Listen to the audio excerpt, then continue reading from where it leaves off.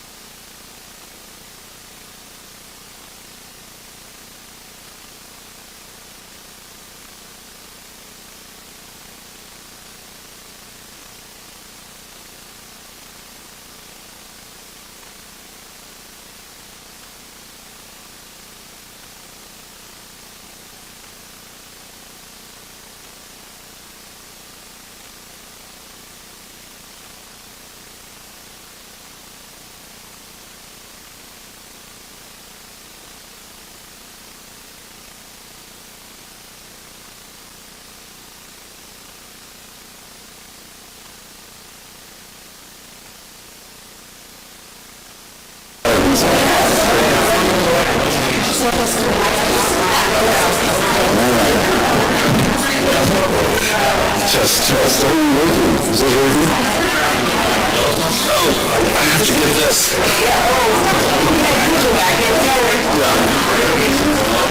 All right. So, we'll call this meeting of the Palmer City Council to order at 6 o'clock on September 24th, 2024. And as we begin, I left my phone out to remind me I'm turning my phone off and would suggest other people might do that as well. And Madam Clerk, could you call the roll, please? Councilmember O'Cantry. Here. Councilmember Moline. Here. Mayor Carrington. Here. Councilmember Tudor. Here. Councilmember Best.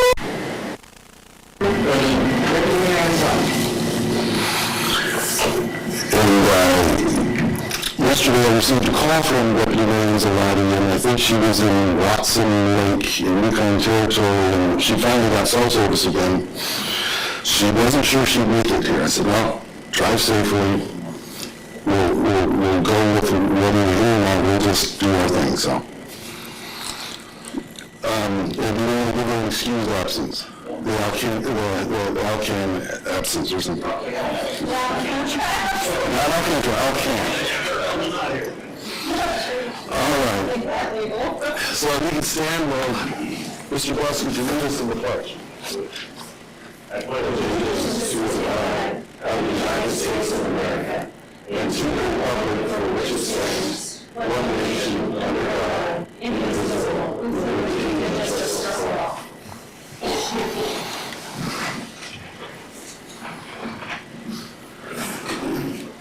Next, we have approval of the agenda, which includes the minutes from September 10th, 2024 regular meeting. What's the wishes of the council? Move to approve. Second. Second. Is there any objection to approving the agenda? So we'll call that unanimous. I don't think we have anything for communications and appearances. City Manager's Report. Mr. Jelly. Great, thank you, Mayor and Council. Just a couple of items tonight to cover. First, again, thank you all for all the assistance in getting me acclimated and perspectives on things. Working hard on the budget.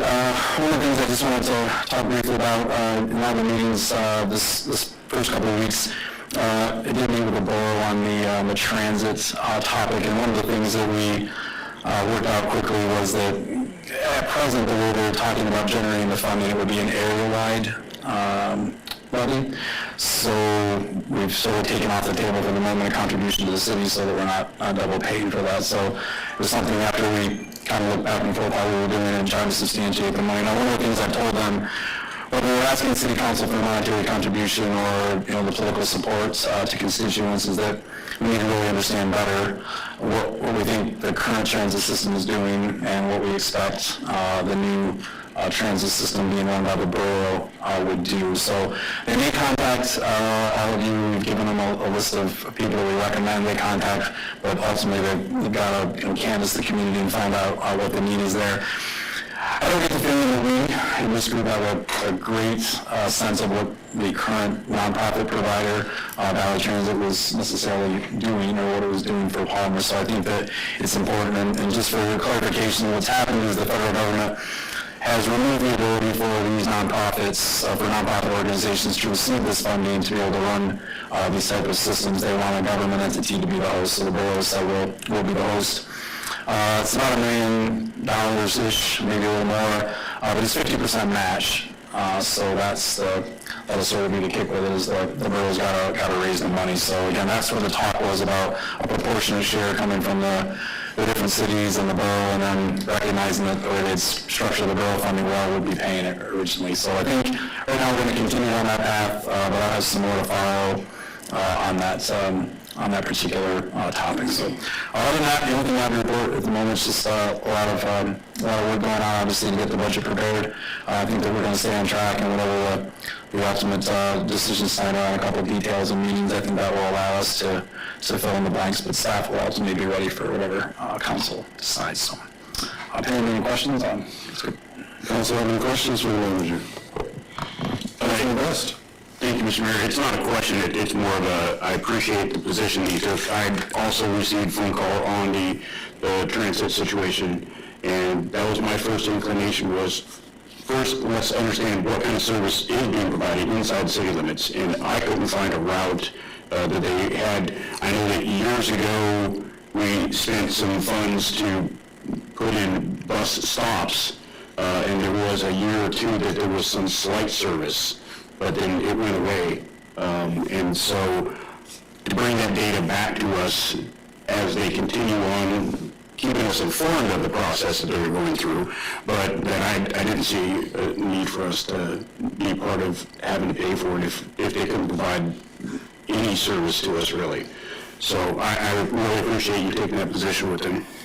Right, and Councilor, and just for clarification, I might not have said it, so the current provider, Valley Transit, Valley Transportation, I'm not sure exactly what they call themselves, but so what will happen now is the borough will continue to gather data, their planning department's working, and they'll write an RFP, this will go out to bid again, so they could certainly be awarded the contract again, or somebody else could get it, so it's really that period now. We've got until the current contract that the nonprofit runs good through June, so there's still a little bit of time to put this together and make sure that we do it right and get the information. And it may certainly be, if the borough runs it and looks at the way they are going to set it up with input, maybe trial and error for a couple of years to get it going. Kind of as the mayor said, he didn't really remember hearing or seeing many Valley Transit buses go through, and then lately, since there's been discussion, they seem like they're around, but the windows are pretty empty tinted. How do you know who's not? So I think, and they're really looking to be able to write an appropriate and efficient RFP to have a lot more data than what they have. So I think it'll be a bit of a work in progress, and hopefully we can find a way to get a lot of good community input on what the need is. Councilman Alcantara. Yeah, thank you, Mr. Mayor. Thank you, Mr. Joy. I think we received a call from the borough's consultant as well. That's kind of my strong suit. I think the numbers were a little bit higher than what you're suggesting, in the fact that what I recall from the brief conversation was that the overall budget's around $3 million, of which 50% share would be about $1.5 million, which obviously, if Palmer participated, would be a much lower piece of the population. I appreciate what Councilmember Best pointed out, that I think it has been a long time since buses have been coming to, it's been so long that Palmer Cars was where Palmer Fred Meyer is now, so it's been a long time since they provided any bus service that actually came into the city. But I think the numbers are higher, but I could be wrong, so they kind of, check and verify for sure. Thank you.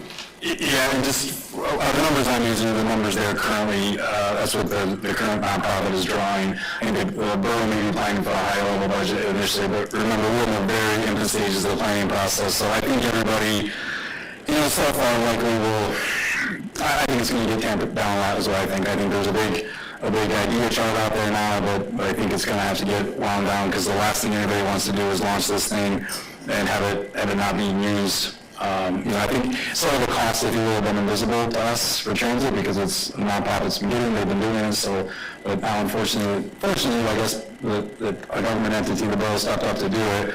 But I think now we'll be certainly scrutinizing, a little bit greater the cost. Or at least I would hope that we would be doing that. So.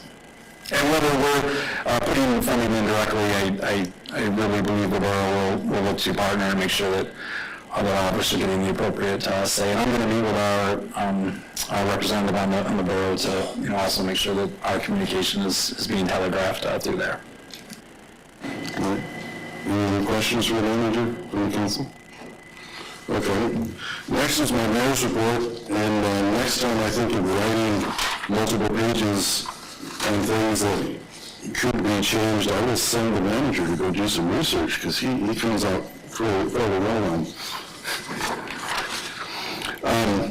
But my report's in there. I don't know if there's any questions for me on my report.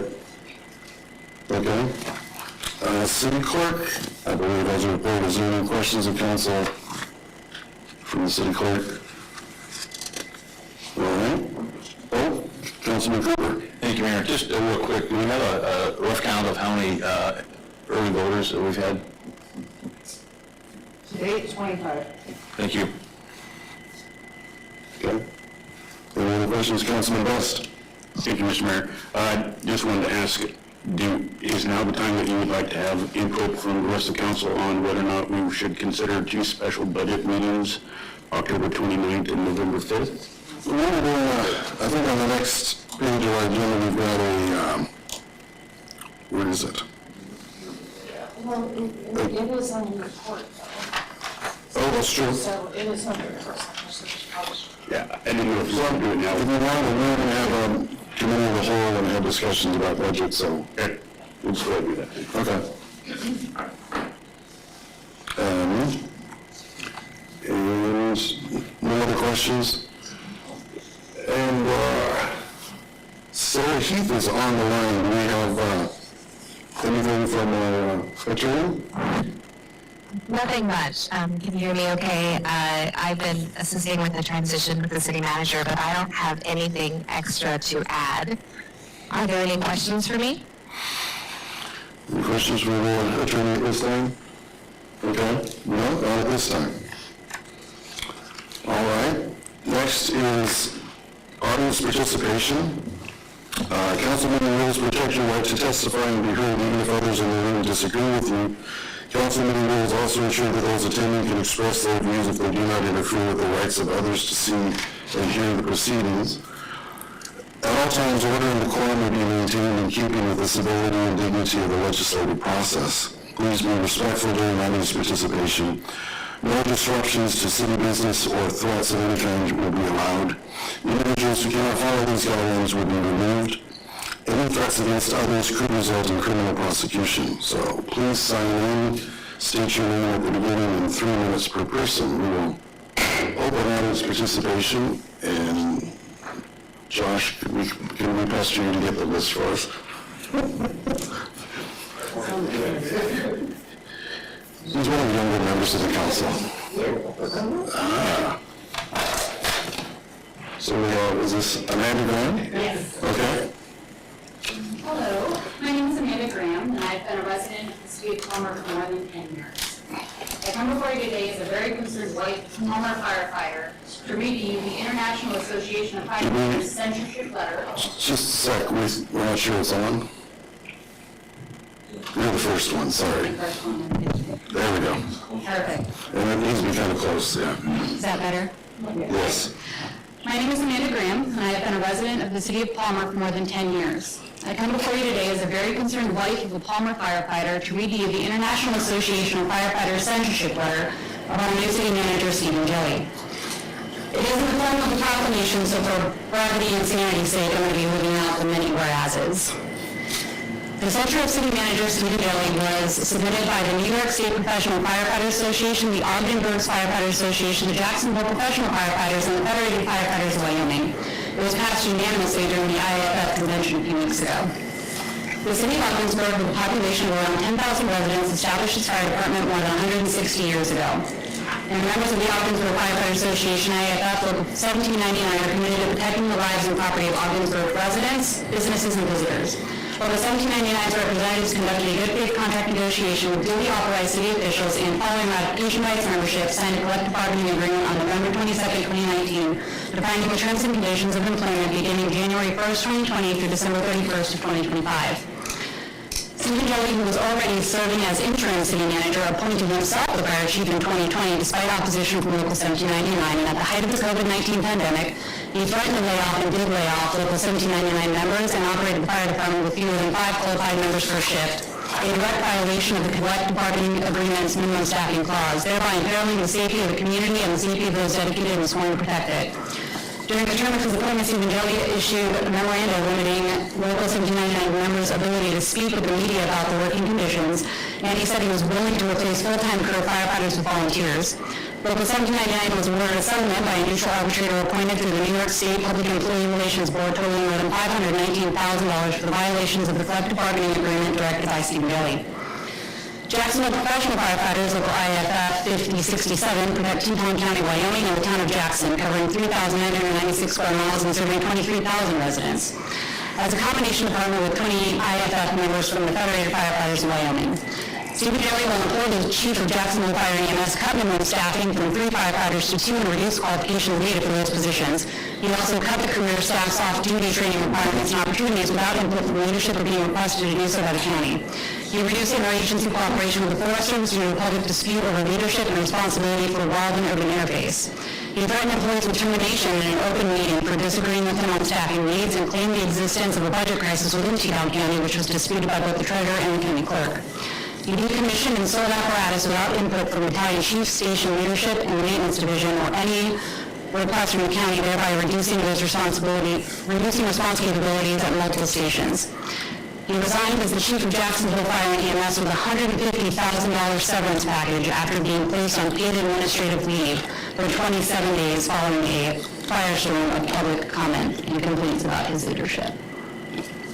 I will continue this with the next half, because I think I'm just about out of time. Thank you.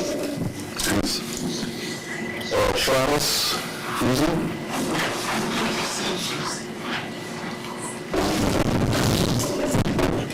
Hi, my name is Travis Friesen. I live in Palmer. I have an idea that I want you guys to all consider, and it involves parking lots. If you think about it, you know, cars are a big investment, but pretty much 80 to 90% of the time, cars are spend their lives being parked, stationary.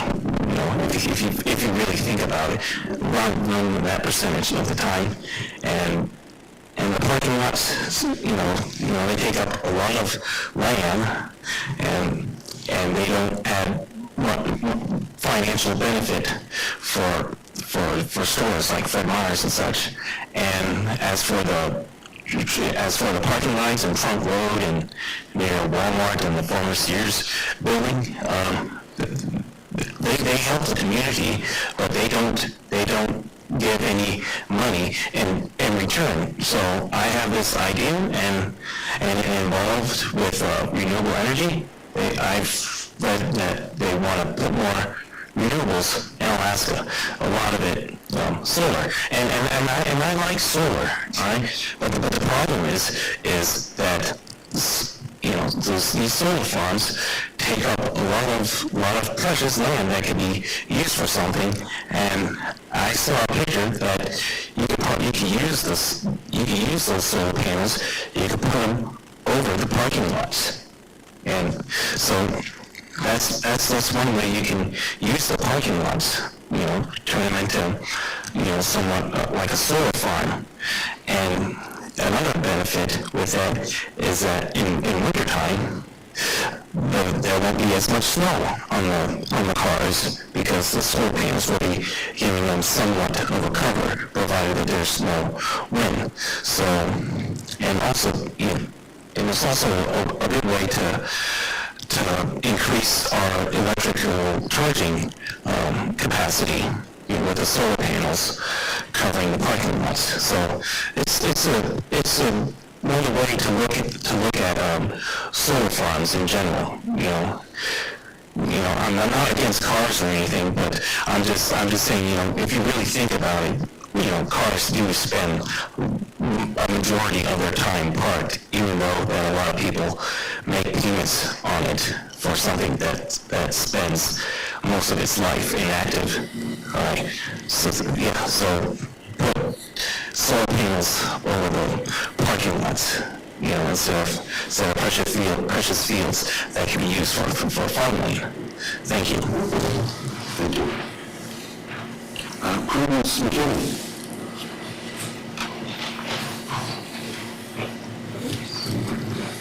Good evening, I'm Prudence McKinney. I'm president of the Friends of the Palmer Library. Just here to give you an update on the fun things that we've had going on at the library and what's coming up for October. We're finishing up our Smokey the Bear reading challenge. This was for mostly young people. I believe it was in honor of Smokey the Bear. I want to say he turned 80 this year, which I thought was pretty cool.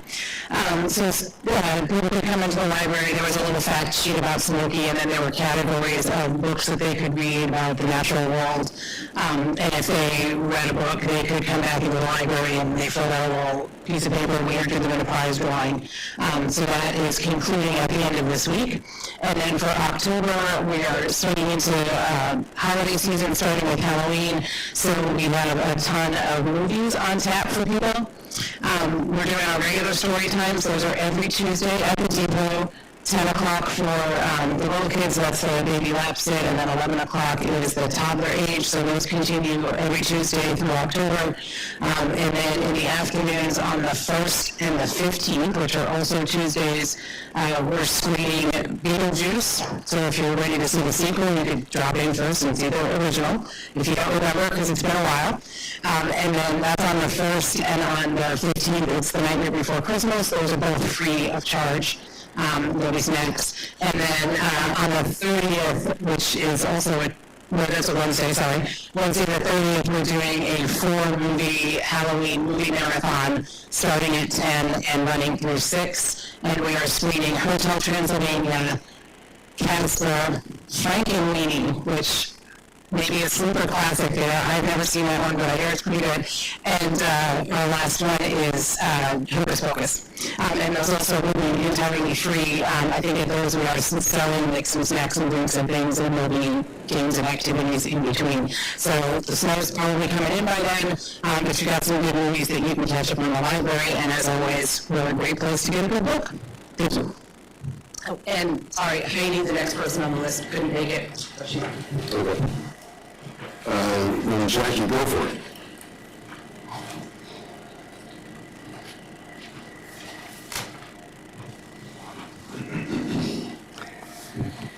Good evening, Mayor and City Council. My name is Jackie Goforth.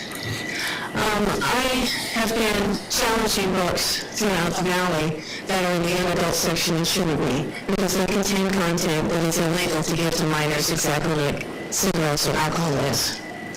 And it's been known as banning. My name is now associated as a book banner, and I ban things, and that is not remotely true or nor is it accurate. And I want you to know that this week is Book Banning Week, and they're clearing it out with books like Charlotte's Web and To Kill a Mockingbird, which has nothing to do with the pornification of literature. And believe it or not, there's actually a treatise on that was written in 1986, which I should be reading tonight.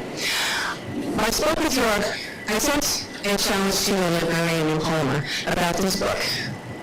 This book is in a series called The Thrones of Glass. It was put out in 2017, I think, as a children's selection for the young adults. Okay? By Sam Ross. And this is the answer I got back. Our assistant confirms we do have a copy of this book.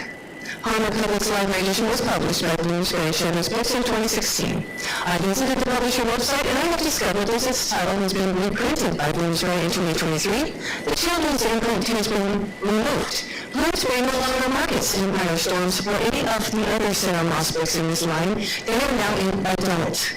So, to say that moving a book from young adult to adult is banning means the publishers are now banning their own books, okay? They realized the content was not okay for children and they moved it. Now, I've been meeting with librarians throughout the world.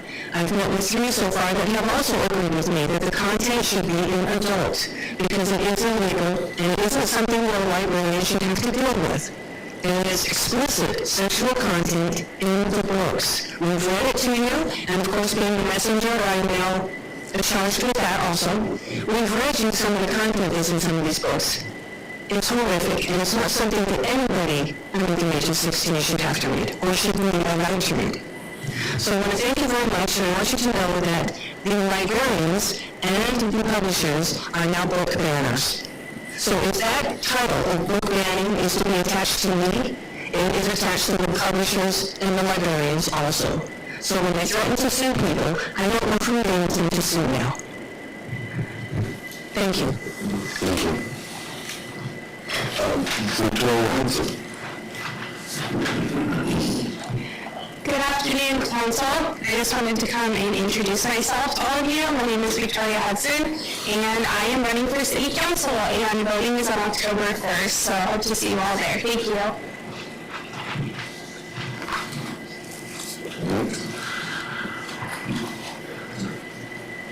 Is there anyone else for audience participation that didn't get a chance to sign up? Okay, we'll close this audience participation. And public hearings.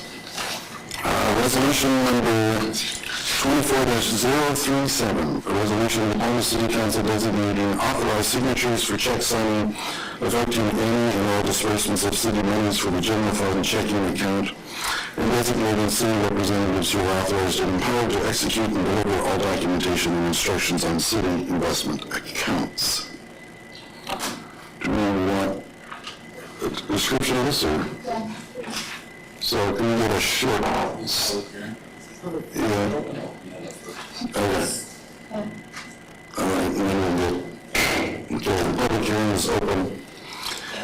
Anyone wishing to speak to this resolution 24-037 can come forward.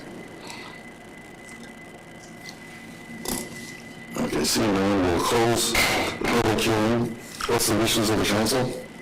Move to second, okay. Do we want a little more explanation from staff? Please. Mr. Manager. I'll ask the finance director to come up and explain to you the process.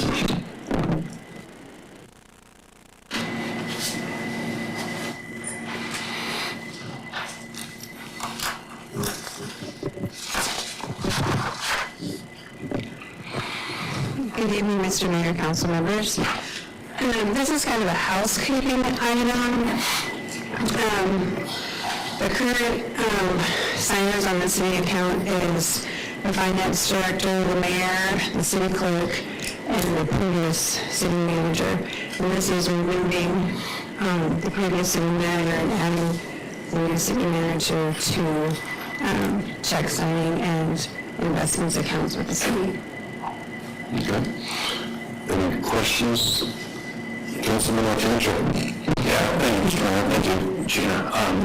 Assuming that was what this kind of was all about, is replacing Mr. Mercy's name with Mr. Jelly. But in your opinion, since you've been on this list the longest, is this a deep enough bunch? Has there ever been an issue where only having 4 people has ever come into play, or should there be other potential directors maybe on this list?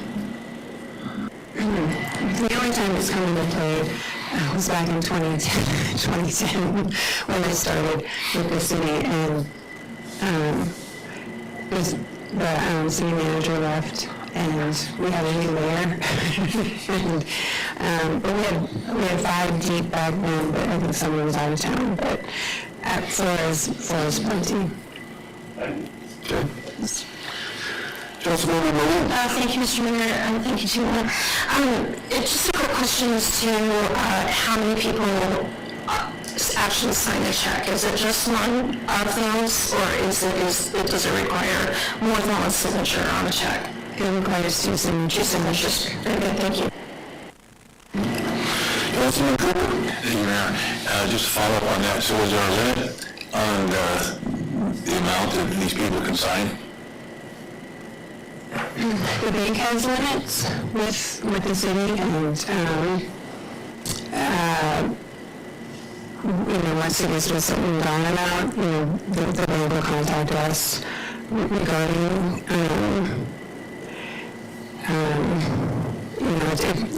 usually we're talking like, something $1 million if we're doing like, moving funds, like recently we moved funds from, the city checking account to, AMLIP investment pool, around $5 million, and that was, it took a signature and a letter from the city manager and the finance director. I guess what I was alluding to is we have a limit on the amount that individuals can spend. For example, I think the city manager has like maybe it's $25,000. He has to come to the council. I guess the question is on these checks, is there a limit before it has to come to us before it gets approved, or is it approved in the budget prior to that? Any items spent with one single vendor at one time, that is 15,000, because more than 15,000 has to come to council for approval, even if it's budgeted. Okay, thank you. Good. All right. No other questions? Are we ready to vote now? Madam Clerk, if you could call the roll, please. Councilmember Moore? Yes. Councilmember Tudor? Yes. Councilmember West? Yes. Councilmember Alcantara? Yes. Mayor Connington? Yes. Councilmember Cooper? Yes. Next is action memorandum number 24-057, directing the city manager to notify the state of Alaska of the city council statement of non-objection of the renewal of Turkey Road's restaurant evening place license number 4758. What's the wishes of the council? Move to approve. Moved and seconded. So any questions the council has? Councilman Best, I reckon everyone's looking at you. Well, actually, I'm intrigued. So we've had requests before when it comes to liquor licenses. This is the first one I remember of a restaurant coming before us, at least that has jumped out in my mind. Councilmember Malone? Thank you. If I can add to the question on, or kind of brought it up to the question on that, I believe that there was also a license associated with this for them to be able to serve on the sidewalk. Is that correct? To extend the liquor license in order to be able to serve on the sidewalk, if I'm not mistaken. So I guess we need some clarity around why. Okay. Mr. Mayor? Yes, Councilman West. I recognize that we do have a liquor license renewal form below us, but it's just kind of interesting that it was stated in here under the action memorandum as a renewal of Turkey Ridge restaurant eating place license. So that was where my question, why, this is the first time I've ever seen a format in this manner.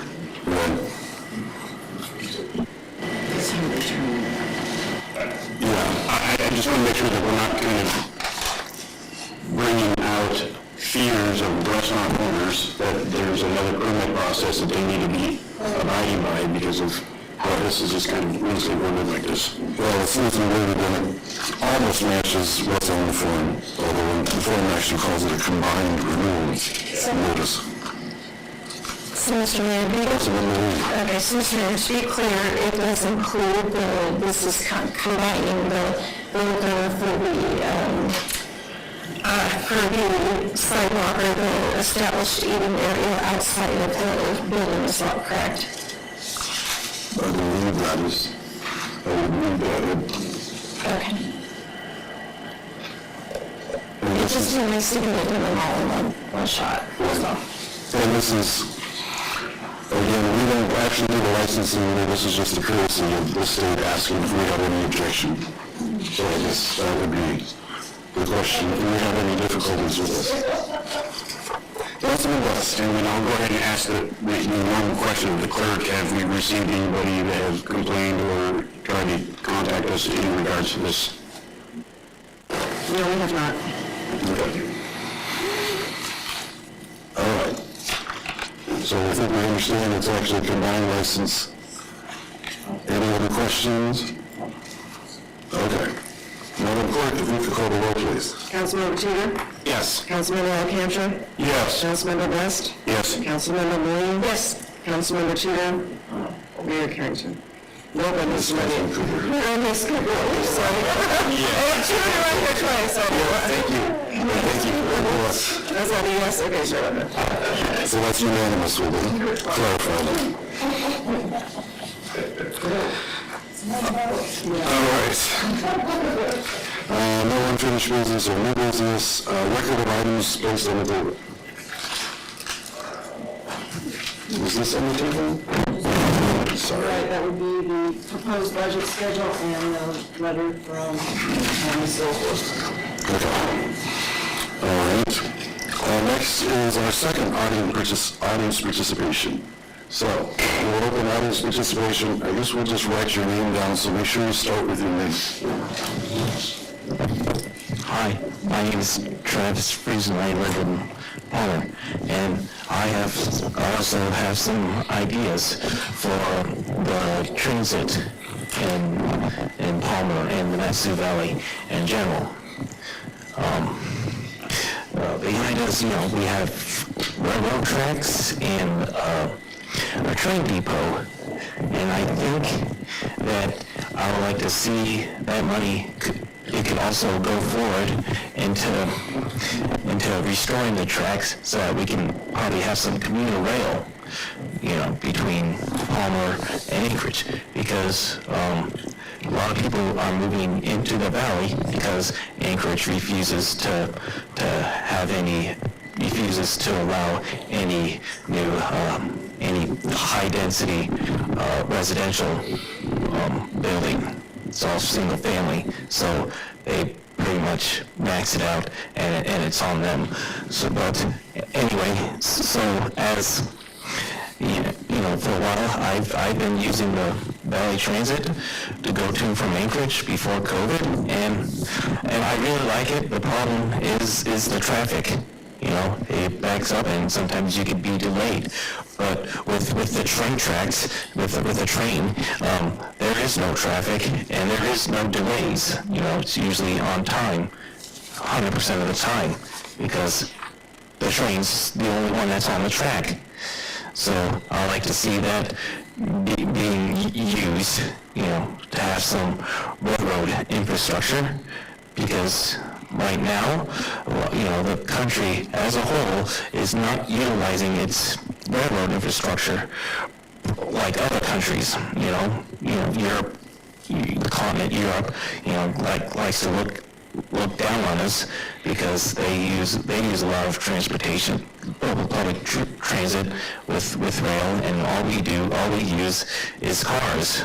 But the one thing that they have is a higher density that can support trains, while most cities don't have a high enough density to have light rail or subways in their cities. But I will believe that it can be used for commuters, so that they don't have to wade into soul-sucking traffic between Palmer, Anchorage, or Wasilla and Anchorage. You get the idea. So, yeah, look into the trains. I'm all for the trains. Thank you. Thank you. Is there anyone else for audience participation?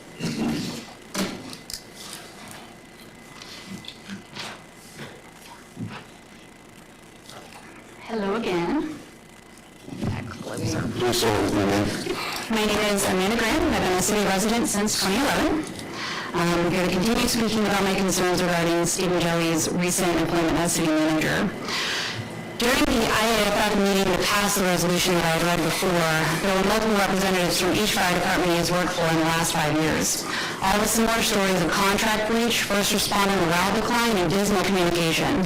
Clips from the meeting are available on multiple pages. The overwhelming number of red flags about Mr. Jelly from multiple news sources online, as well as social media comments from former employees, is not something that can be ignored. He has a clear and very public history of working for small local governments just like ours, and leaving with more than a year's salary to the average citizen in severance.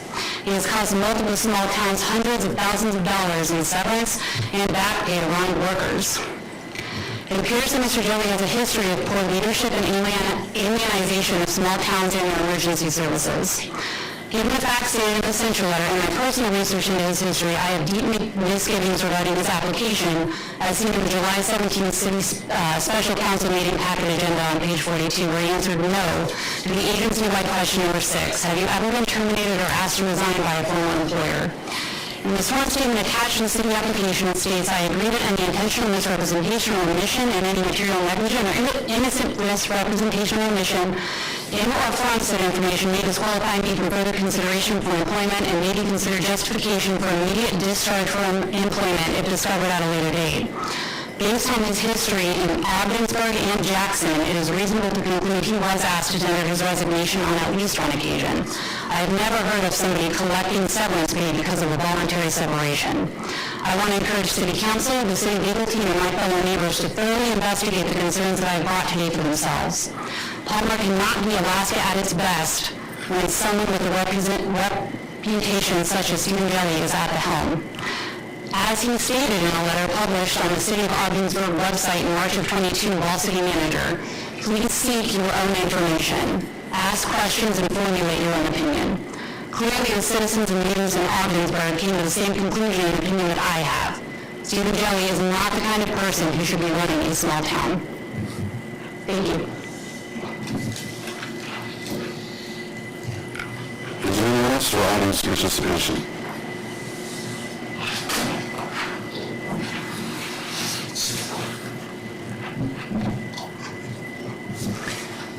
Greetings, this is Jackie Wilson again, and I continually hammer away at the library books for a reason, and the reason is because the library policy is very restrictive, and this is the only avenue I have.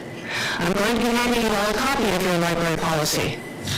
It's very difficult to get a hold of it. You have to have a meeting with the librarian first, and then you get a copy of it, with the embossed form to turn in, because you only get one form. There are statements in here that are used as documents that are not legal. The Library Bill of Rights is a statement from the American Library Association. It is only recognized in one state, that's Illinois. It's not a legal document. The Freedom to Read statement is a statement from the American Library Association. Once again, it is not a legal document except in Illinois. They recognize it because they're the home state of the American Library Association. And when they say that you have the right to read and you have the right to read, they say without discrimination to age, and they don't mean older people. The Freedom to View statement is also in here.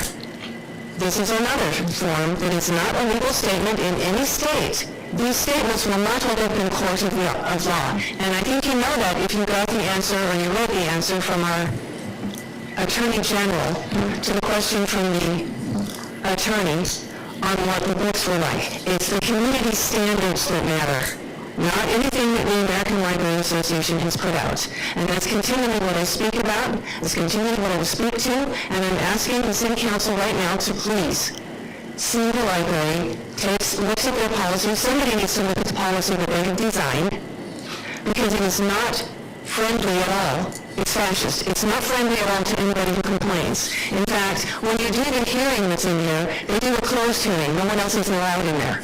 And believe me, it's a barrage of questions to make you look stupid. Trust me, I have the thumb drive on. I ask the City Council, because you are in charge of the library, please look at the city library's policy for challenged books and see if it's something that we can all get behind, not just the American Library Association, inculcated, educated librarians and nonprofit people.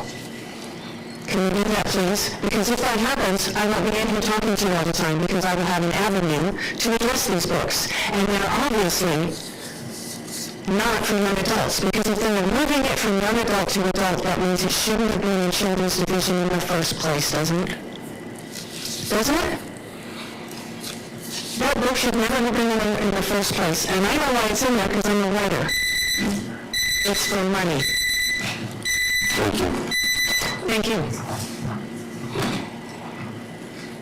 Is there anyone else for audience participation?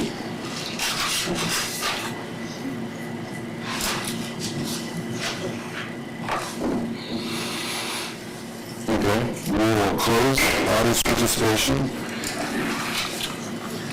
Next we have committee of the whole. This is a little anything we have more of an open discussion. Basically, we need a motion. I motion that we go into committee of the whole, please. Second. Okay. Madam Clerk, could you call the roll, please? Councilmember Cooper? Yes. Councilmember Best?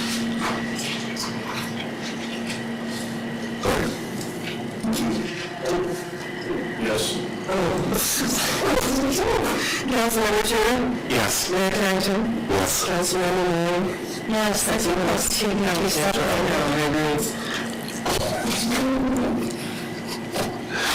right. So we're going to go yes, Mr. West. Okay. Let's go ahead and take a 7-minute break or so.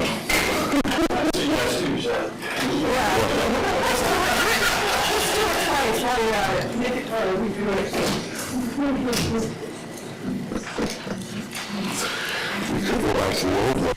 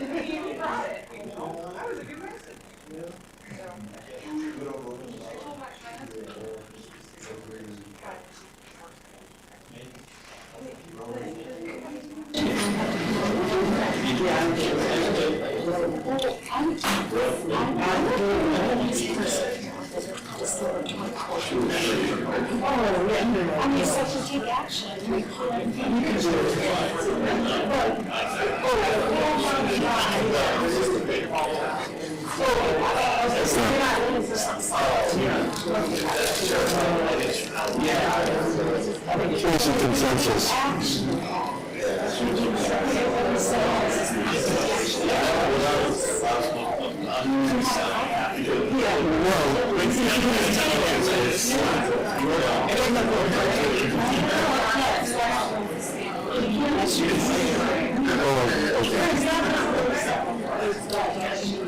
Well, I guess I would want to put it like on the agenda so we can say, hey, we're going to go open business, a little more noticeable. Okay, we're back. So we're back in session as a committee of the whole. Okay. Well, I guess I mean, we're still, I think about 3 weeks out or something before we get current members and all that, but I figured I wanted to take the time to kind of look at some of the things. I remember like fees and fines is something we started to kind of discuss, and I believe staff may have started looking at that this last year. But I guess I wanted to give counsel to you, have you seen something that you kind of, feels weird, feels wrong? We want to suggest to staff that, hey, they may want to research this a little better.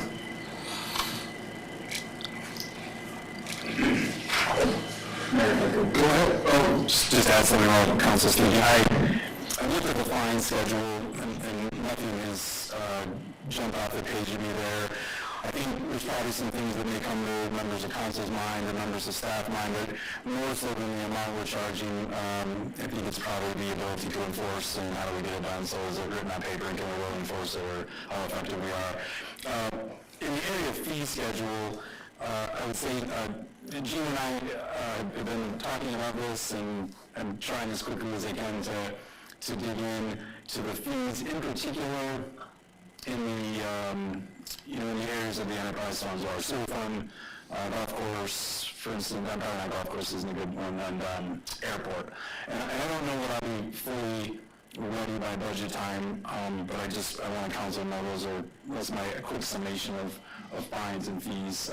Because I think I sent all of you in a summary, one of the things I want to bring to you in the coming years, what will it take to get the enterprise funds running as though an enterprise is as the name would indicate. So I think there may be some routine things being proposed to you during the budget, likely the typical cost of increase for water and sewer rates perhaps. But I want to say that what likely is going to be the business as usual approach, because I think we've got work to do to bring you a comprehensive justification and analysis on where perhaps rates should go. I think the same with the airport. So just giving you our update on what.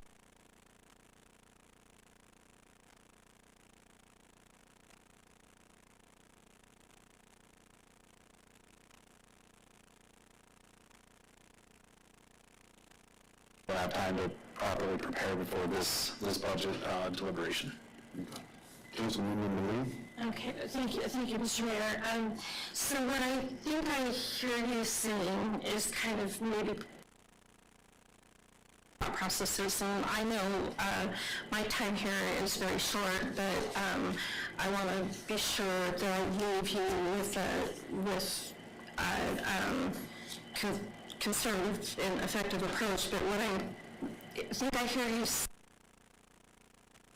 say is that you want to look at the fees and do kind of a fair market value type assessment to say, okay, where could we maybe level up, or even in some cases reduce the fee if it's not appropriate, and then bring that back to the council and then go from there. Is that what I'm hearing you say?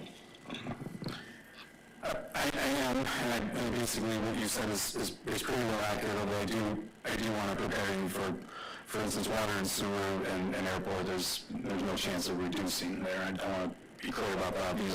I'm not asking for you to make a commitment, because I do think that is part of that assessment. And sorry to use that terminology, but it is fair market value. Is basically is what it is. But thank you. That makes me feel better. And I think just that expectation. Council will be valuable whether you're in office or not, so I look forward to continuing to provide perspective and counsel to me. I think again, as what I said, all my summary is the initial approach is I need to show all of you what you have to raise for revenue for these things to operate on their own, and that may be a bridge too far, perhaps. I don't know until we get into it. My ultimate intent is to bring you how do these systems work without subsidizing the funds from the general. Councilman Cooper. Thank you. In regard to the fine schedule, I guess I have to kind of re-apologize. I was supposed to look at that last year as well.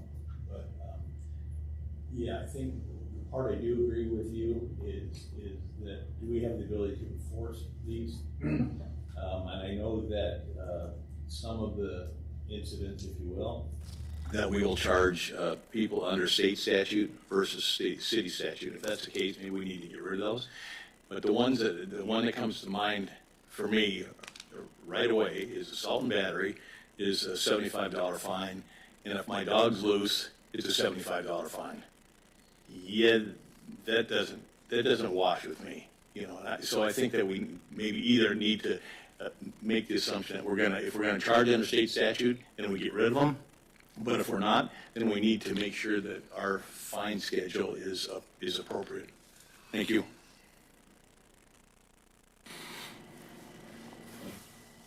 Any other council members want to weigh in?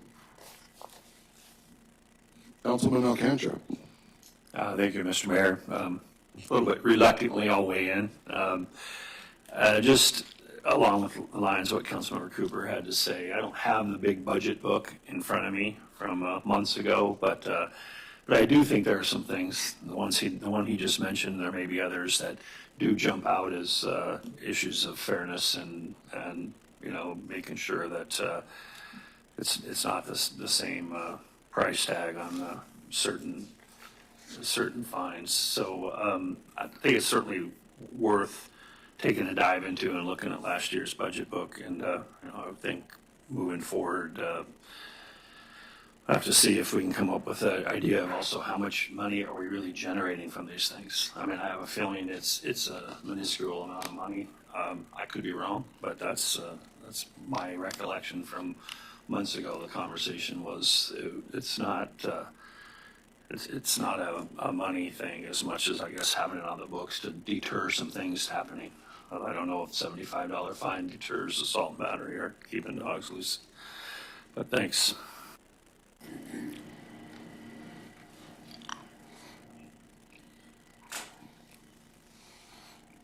All right. Anyone else? Oh, Councilmember Malik. Yeah, so Mr. Mayor, Go ahead. as I understand it, the dates that are set for some of these, for the budget meetings, those are flexible and adjustable. Okay, great. Yeah, Thank you. there was another list, it might have been on the table, that I think Gina put together, which it just shows it in chronological order, and it says tentative by the special council meetings. I guess I would rather schedule too many meetings and get to cancel them than not have enough. Especially because December is a quirky month for our schedule because of AML. But, Councilmember Cooper. Thank you. Just a question for you, sir.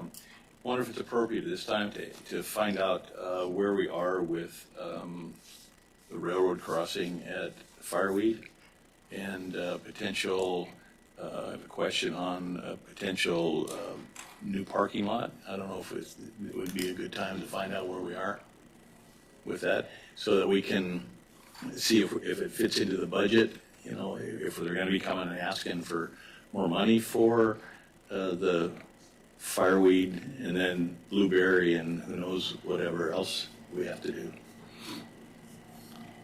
Mr. Manager, are you following this? Yes, sir. Excuse me. I don't have anything by way of specifics. I mean, I think, Councilor Cooper, you spoke to the DPW and you and I spoke briefly, but honestly, I thought that was something you were going to bring up tonight to see if it's a direction the council wants me to go. We've not taken any specific action. I have, just based on our discussion, asked the DPW director and the finance director to pull the railroad agreement so I can, just for no other purpose but situational awareness, understand the number of permits we have, who I contact if we want to modify or ask for a new permit. So I'm working on getting up to speed on that, but I just made the assumption it was something you were going to bring up tonight to discuss with council. Yeah. So, I mean, everything's open now to talk about, right? So. Yeah, for that, Mr. Mayor, thank you. For the edification, the conversation that we had is north of... Mr. Mayor. Oh, yes. I'm sorry, but I thought, and forgive me if I'm wrong, but I thought we were in the committee of the whole to talk Right. about This this specifically, this strategy Budget. for the budget, Right, but and this is a not, question about budget, if we Oh, want to put okay. this in budget. okay.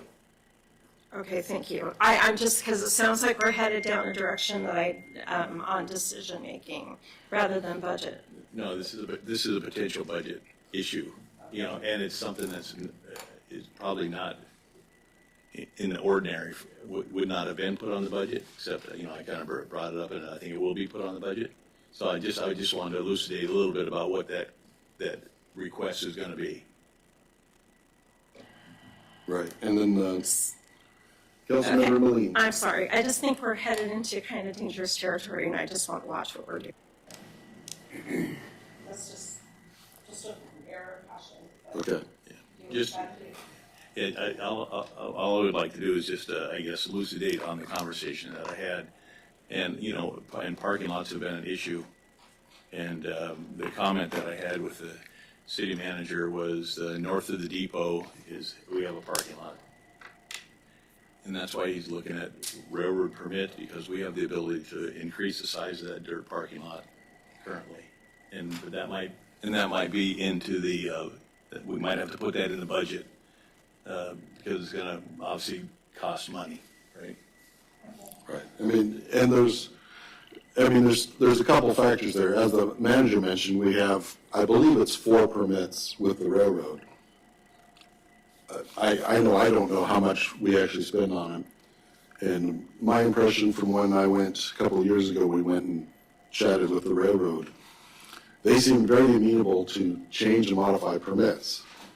But I'm sure that means there's a price tag involved, so that's one of the big questions, as well as the actual cost of if you're going to Yeah, rip exactly. out tracks and fix a road or whatever. Exactly, but Mr. Mayor, if I can, I would just say that that actually has to come before not just the council, but that there's got to be some public comment on that as well, because that's pretty passionate conversation that needs to be had with the public.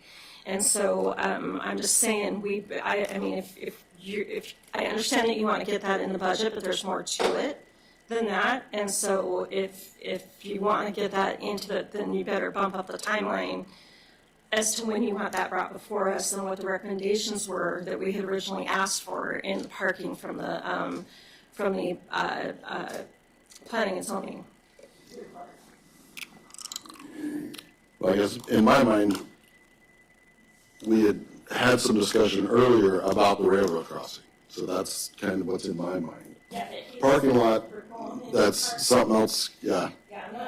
It's called Mission Creek. But when we have the ability to do it on our own, there doesn't necessarily have to be a public discussion. If you have the authority to, based on the permits that are authorized by the railroad, and we have the ability to do that, then we can go ahead and do that. We're outside of the topic of discussion, I'm sorry. I'm a point of order. Okay, so back to the timeline. Do those dates look like they would work? They're basically Tuesdays in between meetings. Although, when you look at it, it's like there's like 4 or 5 weeks in a row of having meetings, but. Councilman Alcantara. Thank you, Mr. Mayor. It looks like we jumped into the budget schedule, correct? Yeah. I kind of left that 5-year capital. Okay. You know, like I said, math's my strong suit, and there's a 60% chance I won't be here for any of these committee meetings since there's five candidates running for 2 city council slots. But you know, who knows? But I did hear you say there's a huge gap there at one point, and you may have a quick answer for me of why you wouldn't want to schedule the special council meeting, to regular council meeting for December 12th. Can it not be scheduled for December 17th and then give yourself a 3-week break from November 26th to December 17th and then a 4-week break to January 14th, which is the first council meeting of 2025? Because if you do it the way it's lined out here, if I'm reading this correctly, and you cancel the Christmas Eve meeting, which I think is a good idea, you meet on December 3rd and you don't meet again until January 14th. That just seems 6 weeks seems an awful long time to not have a meeting at all, but that's my 2 cents. 2 cents I worth. think, you know, at least in my mind, part of the logic was that second week of December is AML, which means then we come back and we're all nice and tired. And last year we actually approved the budget at the end of November. You know, which, you know, if we're doing our work, that should be possible. But that, you know, that's open for discussion. One of the technicalities is we have to approve the budget at a regular meeting.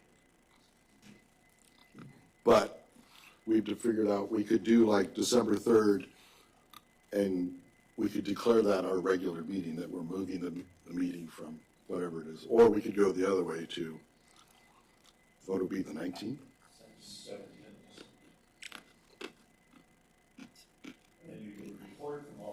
Are you calendar right? Right. Yeah. Yeah. So, I mean, whichever, if you guys want to look at moving our regular meeting to the, whatever it would be, the 3rd Tuesday in December?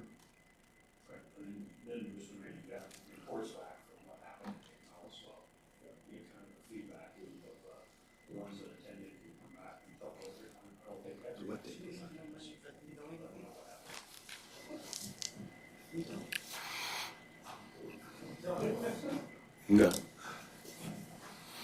Well, the 6 week gap, it would make me nervous, but, that's Councilmember Malik. It's just nothing we haven't done before, so. Great.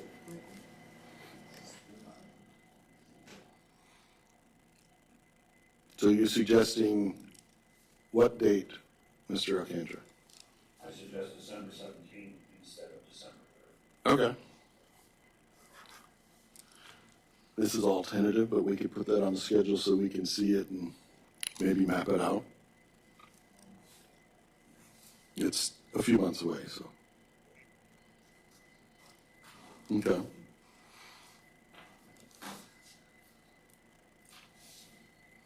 So, I don't know if it got into the packet. I didn't know if there was anything with capital improvement plan, but I don't see a copy in the packet. But Councilman Tudor. Thank you, Mr. Mayor. One thing I would suggest, if we could make a change, that I know we're still looking at this, but something for everyone to think about, and my information could be wrong, so please take this with a grain of salt. My understanding, it's come up a couple times that, where is it? It's on Arctic Avenue, just the difficulty with traffic on there. And that's a state road, but I believe that when the state representative was meeting with, I don't know if it was the Board of Economic, I don't know if it was the BED or which group, but they stated that we would need to do some sort of match if we want any kind of request for changes. So one thing I was thinking is if we removed for the upcoming year's capital improvement plan, instead of having the water tower purchase, because that I think might be difficult to get funds for, is putting in funds for that instead to, improve that road so we have crosswalks or, more safety for that road because it gets a little backed up. But it's just something to put on the radar. All right.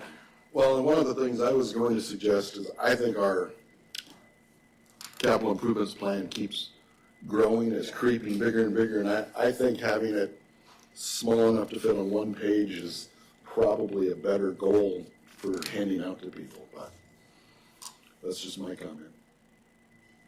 Councilman Cooper. Thank you, Mayor. Just a comment to Josh's comment that I had heard that the state is looking at redoing Arctic. And so for us to go in and request something at this point might be a little premature. So we have to get some information, I think, back from the state to make sure that, what they're going to do is not going to hurt us that much more. Yeah. Thank you. And that's another matter with, I'll be speaking more with the manager, et cetera, with the MPO and what kind of projects are available to work with them on.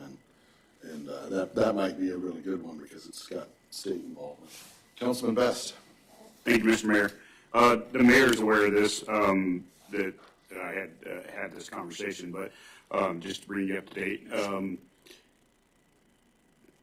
2 months ago, Representative Johnson was at a local restaurant, and a constituent of the city had approached me about crosswalk across Arctic, and I was like, well, our state representative is sitting right there. Why don't you mention that to her? She went and had a conversation with Representative Johnson, and then afterwards, as Representative Johnson was leaving the establishment, she got with me and said, hey, I'd like for you to meet with my chief of staff to, understand the situation a little bit more. She was, the previous mayor here. We had had plenty of discussions here. We talked about this for years. She was very interested in trying to, give a little traction to us as well. So I've also asked with the mayor to have some of the data that we have in the city sent to her office so they could help them have a little more information on it as well. And it's also working with the MPO and the borough to try to understand, and maybe there's a way that we can synergize all this. But things are in motion. We as a body haven't taken any action yet, but it's just getting the data out there so that we can have a little better, more robust discussion as we go forward. And it will come back before us as a body. Okay. And that was kind of my hope of having this, is just having a discussion, put some ideas out there, and then we can bring them back maybe with more information, and we could actually, Yeah, have some public comment, et cetera. Is there anything else, or should we head on to council comments? Well, just on the December 3rd or another time frame, Right. it's that we need a early regular city meeting so that we can get to the budget if it's still out there. Right. So I'm in favor of the December 3rd to be done with the budget if we needed it there. That's my 2 cents. What's that? Yeah. And knowing me, I'll probably have both of them on there next schedule you look at. Well, and then we can cancel, and it's like, I'd rather you know about it so then we can talk about scheduling conflicts, et cetera, so. Okay. Well, should we come out of committee of the whole? Is that, okay, we'll come out of the committee of the whole and, council member comments. Councilman Tudor. Is there anything for us? Yeah, I just want to remind everyone on this Thursday, on September 26th at 6 p.m. at the Palmer Train Depot, we have the candidate forums. So you get to hear from the candidates running for city council and engage with them. It should be a really fun event. The Palmer Rotary Club is putting that on, so look forward to seeing many people there. Thank you. All right. Councilman Alcantara? Yeah, thank you, Mr. Mayor. Appreciate the people that came out and participated in audience participation tonight. Address the fact that it could be my last city council meeting. Like I said, math's my strong suit. There's 5 people running for 2 seats, so there's a 60% chance I will not be back here on October 8th, but we'll see what the voters have to say, and as always, I'll respect the will of the voters of the city of Palmer. We'll see what happens moving forward. What I think is super exciting is that there are 5 candidates running for 2 city council seats. You don't see that anywhere else in this state. Wasilla, it's 2 for 2. Kenai, it's 2 for 2. Soldotna, it's 2 for 2. And so I am really heartened by the fact that there are people out there willing to serve, willing to go through what they have to do to be a candidate. Talking to people door to door, going to candidate forums, completing questionnaires. It's not an easy task, and I applaud everybody who puts themselves forward to do it. I wish all the candidates good luck next Tuesday, and maybe I'll see you guys in a couple weeks. Thanks. Councilmember Moline? Thank you, Mr. Mayor. Well, this is my last council meeting, and I just want to say to all of my fellow council members, it's been an absolute pleasure to serve with you. And to my constituents, it's been an absolute pleasure to serve you. As I go into kind of a new stage in my life, politics has kind of had to be put on the back burner for a little bit, but this is not the end of my story. And so looking forward to what the future holds for me. And I'm hoping that it might be a retirement, which would be really cool as well. Again, it has been an absolute pleasure to serve, and I just really encourage that you get out there on the 26th, encourage the candidates, because it does take a lot to run, and you get kind of beat up and kind of twisted a little bit, and you get lots of commentary on some unsolicited and some solicited, and it's a hard thing to run, and learn to find your voice and kind of determine what you're really, really passionate about and what you want to see as the future of Palmer. And I just want to say that we have something so incredibly special in Palmer, and to just always consider and hold dear to what that uniqueness is of what we have in Palmer. And you're in good hands, so thank you.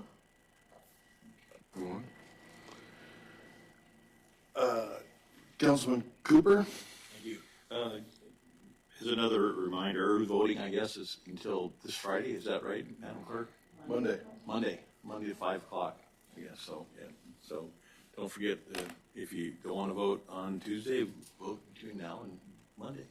That's all I have. Councilman Best? Thank you, Mr. Mayor.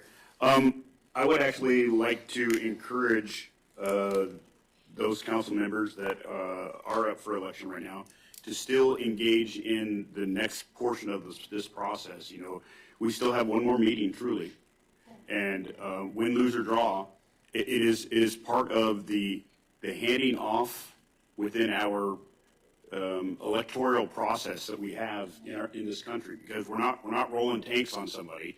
We're not you know, it's not a last man standing kind of thing. It is about the handing of the gavel, handing of the pulpit, the transition of power within our system, and it's even at city council level.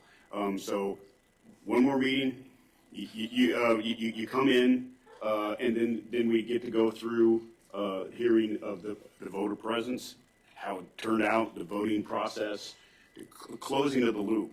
And then there's you get to handshake the person that is coming up in, and that really solidifies how our country and this community, all of us have to go through this process. And I think it's still a beautiful part of it that I encourage everybody to still participate and come. All right, and I'll just echo what Councilman Tudor mentioned, that Thursday night is a candidate forum, and then there's still early voting on Friday and Monday, 8 to 5. You can come here to the council chamber and vote. And yes, thank you, Pamela, for serving the city council and being here and participating enthusiastically. And we'll be adjourned.